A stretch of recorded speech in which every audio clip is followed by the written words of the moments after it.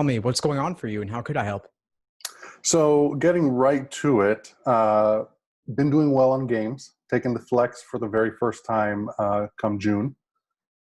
This really kind of last ditch effort to apply for the fall. Kind of made this life decision with my wife just a few weeks before April. So June was really the only option I had before the fall. Thankfully, we've had a little more downtime, and so I've taken the time over the last 2 months to find out what the LSAT is and to get to understand what it entails, law school, and all of that. So games have been going pretty well. I think my mind kind of steers in that direction. I know it does for a lot of people. But logical reasoning and reading comprehension seem to be areas where I'm a little more at fault, usually about 9 to 11 questions in each section incorrect. And I'm trying to figure out what is that step that I'm missing for these things to click. I understand the idea that we're supposed to find the main conclusion of the argument, find the support, find out where a lot of that connects or doesn't connect, etc. I'm trying to take that next step. I'm scoring somewhere in the 150s, mid to upper, lower, depending on the week. What is that next step I need to take to really push myself into the 160 area? Sure. Well, let me ask you this regarding logical reasoning. What does your question review process look like? Yeah, and that was another part. That was going to be the next part of my question. I'm going back through a blind review, taking those questions that I did get incorrect, turning back around, reviewing those stimuli, and really trying to think about where I made the misstep. And usually I'm doing much better on a blind review with no time constraint. I'm seeing the same thing over at reading comprehension as well. So time constraint, I'm thinking, is a bit of a factor in there. You know, the stress that happens when you see the ticker ticking down. But there is definitely a hole in that process. So I'm looking for the best advice you can give me on blind review, on understanding those questions, and how best to take that next step. Sure. Well, I'm actually going to take it in a little bit of a different direction and share with you another review strategy that I've developed called the Socratic review method. Okay. And this really involves, and I have much more on this on the YouTube channel you can search, but basically the idea is that we're continually asking questions to get to the root of where your misunderstanding stemmed from. In logical reasoning, for example, you would ask, what about the stimulus gave you trouble? Was it that the conclusion was buried in the middle? Was it that there were annoying indicator words like unless, except, until, without? Were there no indicator words at all? Did you have to take contrapositives and link things together? Was the topic difficult? It could be any variety of things, but you got to figure out what about the stimulus gave you trouble, because it really does, a lot of it at least, starts there. If you don't understand the argument, looking at the choices won't help you further. They'll only further confuse you. Right.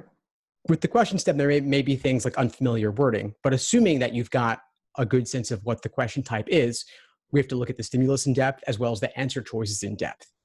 And for the answer choices, you got to see what was tempting about the wrong answer that made you pick it and made it seem appealing, and what ultimately made it wrong. And what was discouraging about the right answer that pushed you away from it, and what ultimately makes it correct. So you have these traps of discouragement away from the right answer and traps of encouragement towards the wrong answer. Right. And so that's the kind of analysis that you've got to do. And blind review, a lot of that is timed versus untimed, but regardless, a deep understanding is going to be important. Right. I appreciate that. I'm making some quick notes here, so I make the most of our time. So let's say I'm going through my blind review through reading comprehension. I seem to be doing very well, and this is especially the case in my practice testing and in my review. I do very well in all sections, especially in the first passages or the first game. I'm sure that they're front loading probably the easier portions of those sections. How do I, through that time, as I get into the second and third and fourth games, passages, and quarters of that LR section, number one, endurance.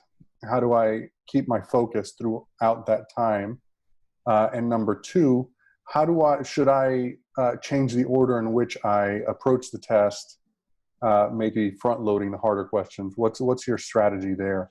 Sure. So endurance, it's like a muscle. You get stronger by doing it more. So I would be doing lots of timed sections, lots of timed exams. Endurance as a whole is actually less important for flex because you're only doing 3 sections, not 5. But simulate test day, get as many 3-section exams under your belt as possible for the flex so that it'll be just another run through on test day. Right. So that's the only way I can think of to build is by doing it. When it comes to order of approach, on average, I would do things in the order given. There's a cost in terms of jumping around, like doing the 4th game before the 3rd game. And I would never do the harder questions first because everything is worth the same. Within a game or within a passage, you might do the questions associated with that game or passage out of order. But I wouldn't look to do, if you're planning to solve all 4 games or all 4 passages anyway, I don't see a lot of value in skipping one only to come back to it. Gotcha. But your mileage may vary. Try it out if you think it might help. Sure.